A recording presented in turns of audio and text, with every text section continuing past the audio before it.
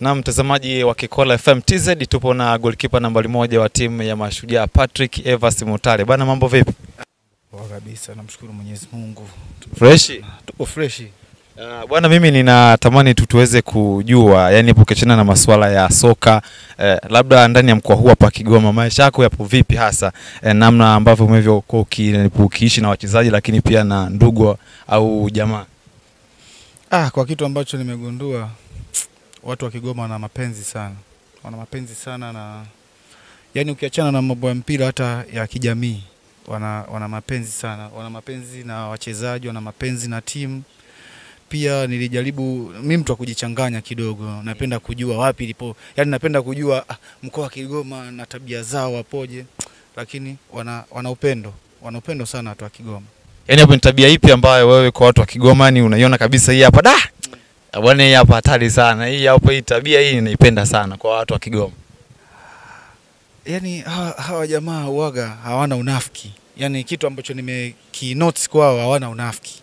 Yani wao wamenyooka. Hicho ndo kikubwa ambacho yani mimi kimenivutia zaidi.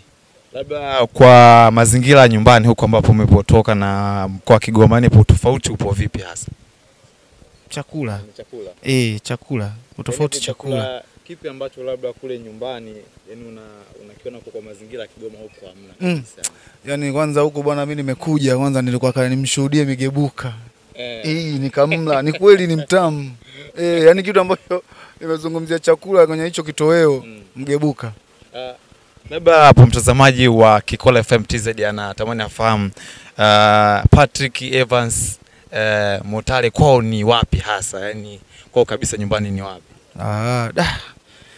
Mimi bwana nimezaliwa Dar es Salaam, lakini ni mwenyeji wa Songea, ni Mnyasa. Ni mtoto wa 3 katika familia ya watoto 4. Ila kabila langu mimi ni Mnyasa, kwetu Songea huko Nyasa kabisa ziwani. Labda maisha yako ya kisoka yalianzia wapi mpaka leo hii tunakuona upo katika timu kubwa ya ligi kuu ya Mashujaa mpaka sasa? Maisha yangu ya soka bwana yalianzia huko sehemu moja panaitwa Ubungo Kibangu. Huko ndo nilipoanzia mpira. Kuna timu moja inaitwa Kibangu, ile timu inaitwa Kibangu FC. Kibangu FC ndo nilipoanzia. Yani hiyo ni timu yangu ya mtaani ambayo ilikuwa inashiriki yale madaraja ya chini. Hasa mimi wakati huo niko sekondari ndo nakuwa, yani niko primary na kuwa na ingia form 1, form 2, nikaja ile timu hiyo ikawa inashiriki